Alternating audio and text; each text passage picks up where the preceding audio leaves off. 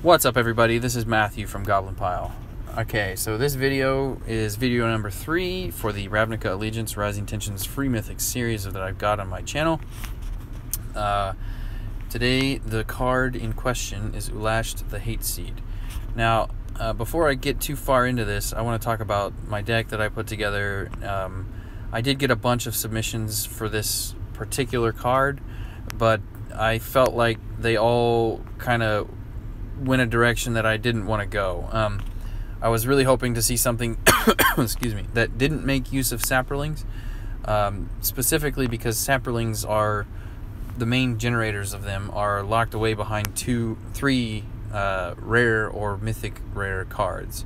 So the 3 cards in question there are Verdant Force, Slimefoot, and I cannot remember the third one. It's a Dryad.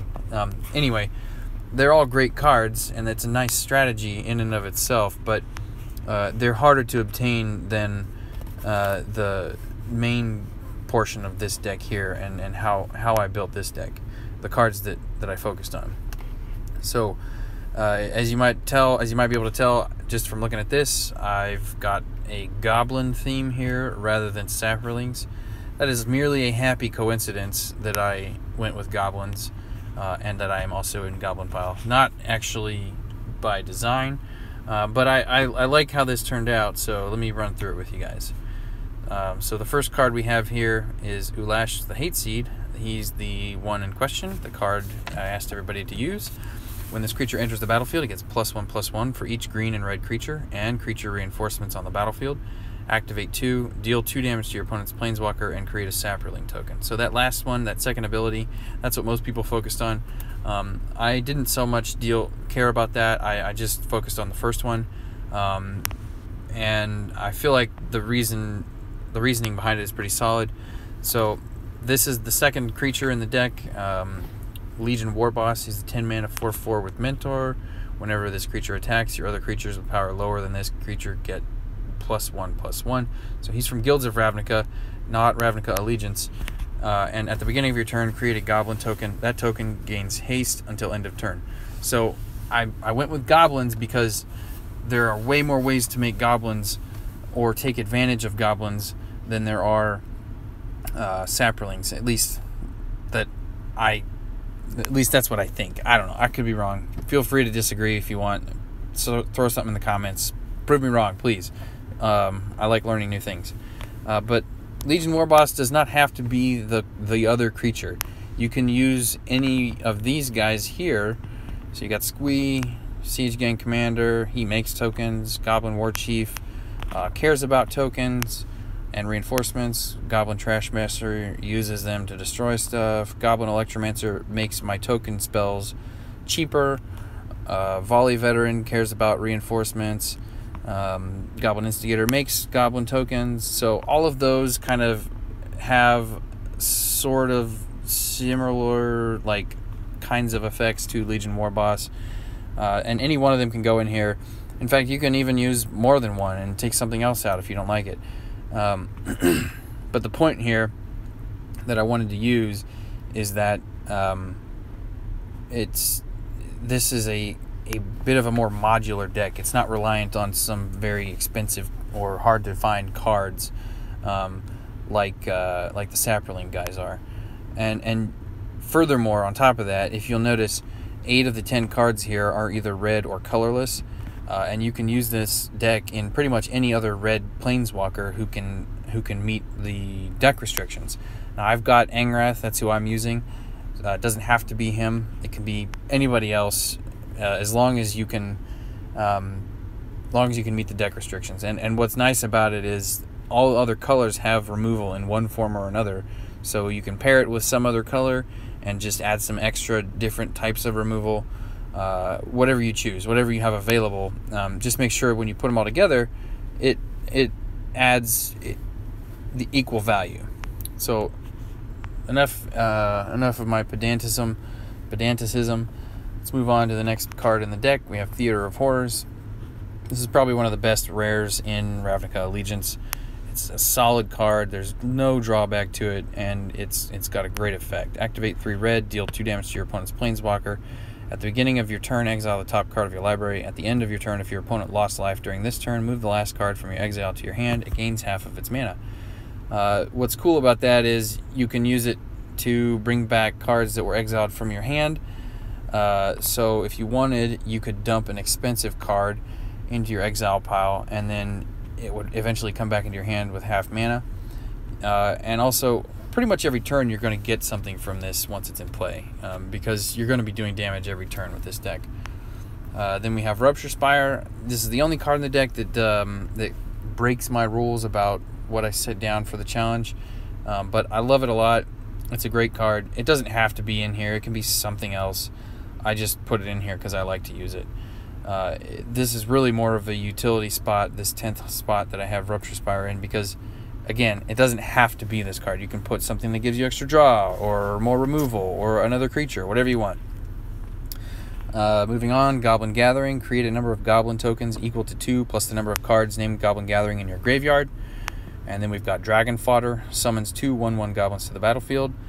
Sort of similar to Goblin Gathering, except it's not a progression like Goblin Gathering has. It's just 2 every time. It's a static number.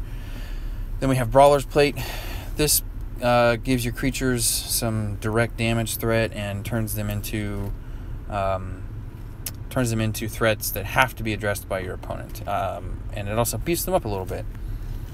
Just 1 extra form of removal, basically. Then we have Bedevil. Destroy target creature your opponent controls. If you can't, destroy an opposing artifact. If you can't, your opponent loses 3 life. Now, it has flash. So it's great interruption for your opponent's turn. But what's really important about this card that you guys need to remember is if you do not have it disabled and you fill it up with mana, it will auto cast on your turn and merely do 3 damage to your opponent. Not an ideal thing to have happen, so make sure if you use it that you disable it so that you can use it when you want to. Now, again, this is a rare, so it does not have to be flash. I just have it here because I happen to have it, or it doesn't have to be Bedevil. I have it because I like the card and because I wanted to use it. I've been looking for a deck to put it in, and this deck made sense. But it can be anything else that has some sort of removal function. And if you change color schemes, it can be some other color of removal in a different planeswalker. Next, we have Consecrate and Consume. It's not here to use Consecrate. In fact, I don't know that I've ever cast this side of this card at all. In fact, I'm pretty sure I haven't at all. Instead, it's here to use Consume. Consume is a non-targeted removal, and that is the key here. We want cards that you do not have to target to deal with stuff like Hexproof. And then the last card is Final Payment. It's pretty simple. Trade 4 life for a creature destruction. Now, that's the deck. Again, you can sub any of these goblins in if you want to. The whole reason I built this deck this way is that it's very kind of plug and play based on what other people have available. So none of this has to be this way. I think the only cards that really matter as far as synergizing with Ulasht are Goblin Gathering, and then Dragon Fodder, and then whatever goblin you choose to put in this slot. Legion Warboss is who I used, but it can be any of these little guys here in the back. The point is to make lots of goblin tokens and beef up Ulasht when you cast him. So without any more talking or nonsense by me, we will dive right into this match, and it's probably going to go pretty quickly because Chandra 1 is a lightweight. My goodness, she's just so weak. I can't believe she only has 80 health. Wow, so we've already got a pretty great hand here. I'm just gonna hold off on casting any of those spells because I really want to try to show you guys what Ulasht is capable of, what it looks like when he gets buffed. So we're just gonna match things until I can maybe draw into him. We'll see. Oh, she's using goblins too. Awesome. So maybe we can get rid of that guy. We'll definitely play that red. Yep. kill the goblin.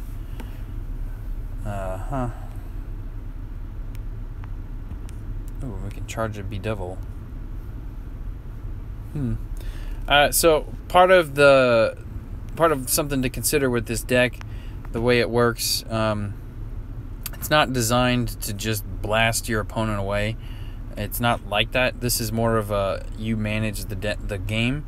You manage how the board is. Ooh, awesome. So that's exactly what I wanted. I've got my goblins, I've got some removal, and now I've got Ulasht. So what I'll do is I'll steal this other goblin. That's what I'll do. Yeah, I'm going to steal that guy. He gets haste, and then when he attacks on my turn, he's going to get beefed up a lot because I have other goblins in play. That's cool. That actually worked out awesome. So we'll cast some more goblins, then we'll destroy that guy, and we might as well destroy this other Thopter. So I lose 4 life, so what? I have like 80% more life than Chandra, and on top of all of that, I get to go again because I got a match 5. Pretty cool. So we'll do some more loyalty, take a white, and see where this takes us. Awesome. I love Angrath's second ability. It's so piratey. It's like you shanghaied somebody and threw them on the ship and forced them to work for you. It's great. Man, this is going to be over really fast. So fast.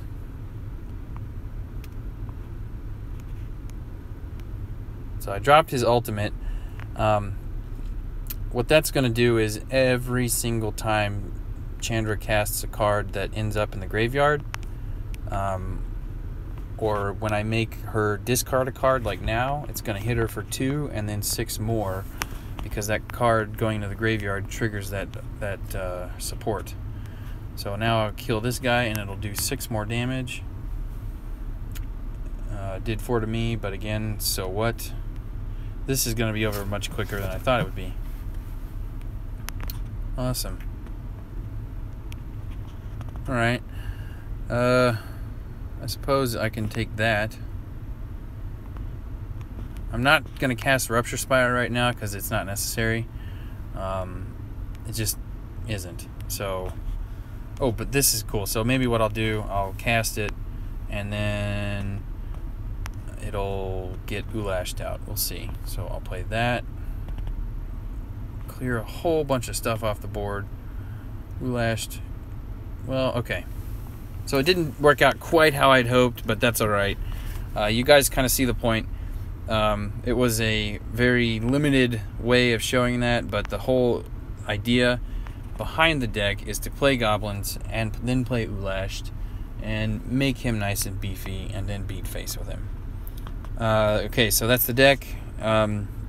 Remember, the only really important part of the deck is Ulasht and the goblin token creators. The rest of it you can just kind of put in whatever you have available, but focus on cards that will help you control the board state and mitigate your opponent's threats as they come out. Alright guys, that's video number 3. Video 4 will be coming soon. Thanks a lot.